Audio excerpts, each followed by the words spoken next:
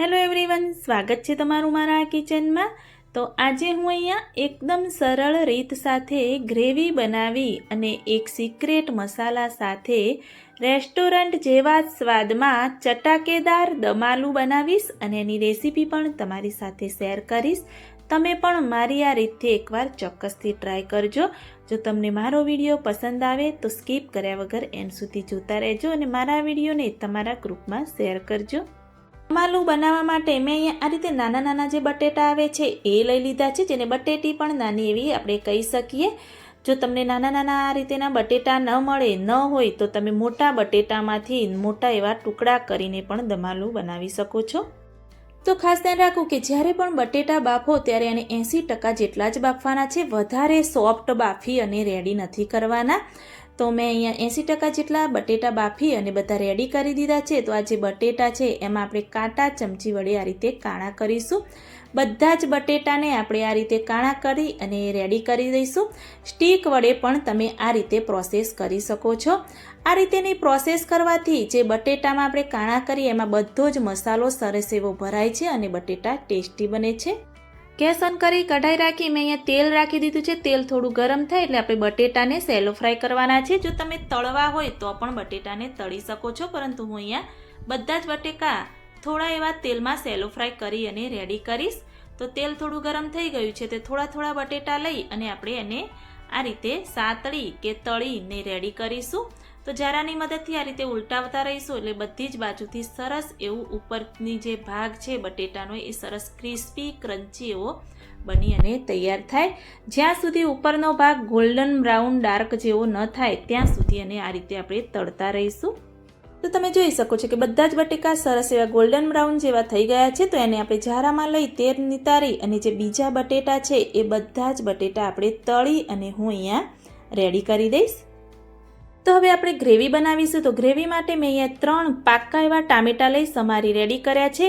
10 જેવી લસણની કળી લઈ લીધી છે, 2 થી 3 આદુના ટુકડા, 3 થી 4 લીલા મરચાં અને 10 થી 15 કાજુ લઈ લીધા છે। તો જે ટામેટાં છે એને મિક્સર જારમાં બધું જ મિક્સ કરી સ્મૂથ હેવી પ્યુરી બનાવી હું રેડી કરી દઈશ। તો મેં અહીંયા પાણી એડ કર્યા વગર ટામેટાની સ્મૂથ એવી ગ્રેવી બનાવીને આ રીતે આપણે રેડી કરી દેવાની। તો જેમાં બટેટા તળ્યા હતા એ જ કઢાઈમાં હું વઘાર કરીશ। તેલ થોડું વધારે હતું તો મેં સાઈડમાં નીકાળી દીધું છે અને આ રીતે મેં બધા જ બટેટા તળી અને રેડી કર્યા છે। તેલ થોડું એવું ગરમ થાય એટલે આપણે જીરાનો વઘાર કરીશું। જીરું થોડું એવું સંતરાય એટલે ચપટી જેવી હિંગ એડ કરી, 2 સૂકા લાલ મરચાં, તમાલપત્ર, તજનો ટુકડો, 2 થી 3 લવિંગ એડ કરી એને પણ આપણે સાંતળીશું। થોડું એવું સંતરાય એટલે 2 ડુંગળી મેં ચોપરમાં ઝીણી એવી કટ કરી રેડી કરી છે એ પણ આપણે અંદર એડ કરી દઈશું અને મિક્સ કરીશું।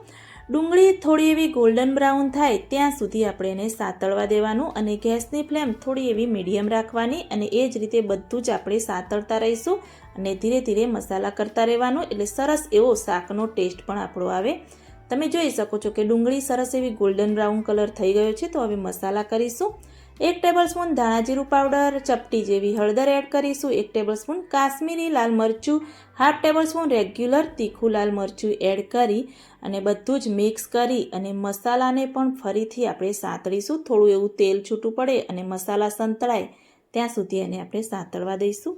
તો તમે જોઈ શકો છો સરસ એવો કલર પણ આવે છે અને મસાલા પણ સરસ એવા સંતળાઈ ગયા છે। તો આપણે જે ગ્રેવી બનાવી હતી ટામેટાની એ અંદર આપણે એડ કરી દઈશું। ટામેટાની ગ્રેવી એડ કરો ત્યારે આપણે મીઠું તો એડ કરવાનું જ હોય, તો મીઠું પણ આપણે ટેસ્ટ અનુસાર અંદર એડ કરી અને મિક્સ કરી દઈશું। તો આ રીતે બધું જ મિક્સ કરી અને ગ્રેવીમાંથી થોડું એવું તેલ છૂટું પડે ત્યાં સુધી એને ઢાંકી અને 2 થી 3 મિનિટ માટે આપણે મીડિયમ ગેસની ફ્લેમ પર એને થવા દઈશું। તો 3 મિનિટ જેવું થયું તો આપણે ચેક કરીશું અને વચ્ચે વચ્ચે ગ્રેવીને આપણે હલાવતા રહીશું, કેમ કે અંદર આપણે કાજુનો ઉપયોગ કર્યો છે એટલે નીચે જરાય ચોંટે નહીં એનું પણ આપણે ધ્યાન રાખવું પડે। તો આ રીતે સરસ એવું તેલ છૂટું પડ્યું છે। તો મેં અહીંયા 2 ટેબલસ્પૂન ફ્રેશ એવી મલાઈ લઈ લીધી છે। મલાઈની જગ્યાએ તમે દહીં લેવા માગતા હોય તો પણ ચાલે। તો દહીં આપણે મલાઈ અંદર એડ કરી અને મિક્સ કરી દઈશું। જો તમે દહીંનો ઉપયોગ કરશો તો પણ સરસ એવો ટેસ્ટ આવશે અને દમ આલુ સરસ એવું ટેસ્ટી બનશે। તો આ રીતે આપણે બધું જ મિક્સ કરી અને જે બટેટા તળીને રેડી રાખ્યા હતા એ અંદર આપણે એડ કરી દઈશું। બધા જ બટેટા ગ્રેવીમાં સરસ એવા મિક્સ થઈ જાય એ રીતે આપણે એને મિક્સ કરી દેવાના. બધી જ બાજુથી બટેટા કોટ થઈ જાય એ રીતે મિક્સ કરી 1 ટેબલસ્પૂન કસૂરી મેથી લઈ આ રીતે મસળી અને અંદર આપણે એડ કરી દઈશું. મેં અહીંયા મિક્સર જારમાં જે ગ્રેવી બનાવી હતી એમાં જ થોડું એવું પાણી લઈ લીધું છે. તો અડધો ગ્લાસ જેવું મેં અહીંયા પાણી લીધું છે. પાણી આપણે અંદર એડ કરી દઈશું. જે રીતેની તમારી શાકની ક્વોન્ટિટી હોય એ રીતે તમે પાણી એડ કરી શકો છો. તો આ રીતે પાણી એડ કરી બધું સરસ એવું આપણે મિક્સ કરી દઈશું. આ સમયે શાકમાં તમારે ટેસ્ટ કરી લેવાનો. જો મીઠું કે તીખાશ કંઈ પણ ઓછું હોય તો આ સમયે તમે મસાલો કરી અને મિક્સ કરી ઢાંકી અને ધીમી ગેસની ફ્લેમ પર આપણે કૂક થવા દઈશું.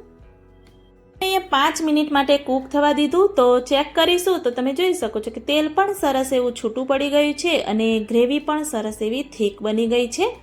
તો હવે મેં તમને કહ્યું હતું કે એક સિક્રેટ મસાલા સાથે આપણે દમાલુને ચટાકેદાર બનાવીશું.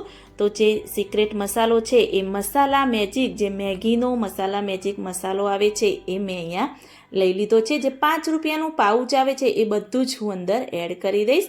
આ મસાલો એડ કરી અને તમે પણ એકવાર ચોક્કસથી આ દમાલું બનાવજો. ખૂબ જ એવું ટેસ્ટી અને ચટાકેદાર બને છે. તો મસાલો એડ કરી મિક્સ કરી દઈશું અને એને મસાલો એડ કર્યા પછી પણ એને મિક્સ કરી અને 1 મિનિટ માટે આપણે ઢાંકી અને ફરીથી એને આપણે થવા દેવાનું છે. તો 1 મિનિટ જેવું થાય એટલે આપણે તરત જ એને ચેક કરી લેવાનું. તો સરસ એવું શાક આપણું મસાલો શાકમાં સરસ એવો મિક્સ થઈ ગયો છે અને દમાલું આપણું ટેસ્ટી બની અને તૈયાર થઈ ગયું છે. તો ઉપરથી થોડી એવી કોથમીરથી આપણે ગાર્નિશ કરી અને રેડી કરી દઈશું. તો તમે પણ આ રીતે મસાલા મેજિક મસાલો વાપરી એકવાર ચોક્કસથી ટ્રાય કરજો. ખૂબ જ એવું ટેસ્ટી બન્યું છે અને માનવ માઇન્ડને તો ખૂબ જ એવું ટેસ્ટી લાગ્યું. તો સર્વિંગ બાઉલમાં આપણે દમાલુને લઈ લઈશું. તો રોટલી અને પરાઠા સાથે ખૂબ જ એવું ટેસ્ટી લાગતું મેં અહીંયા દમાલું બનાવી એની રેસીપી તમારી સાથે શેર કરી છે.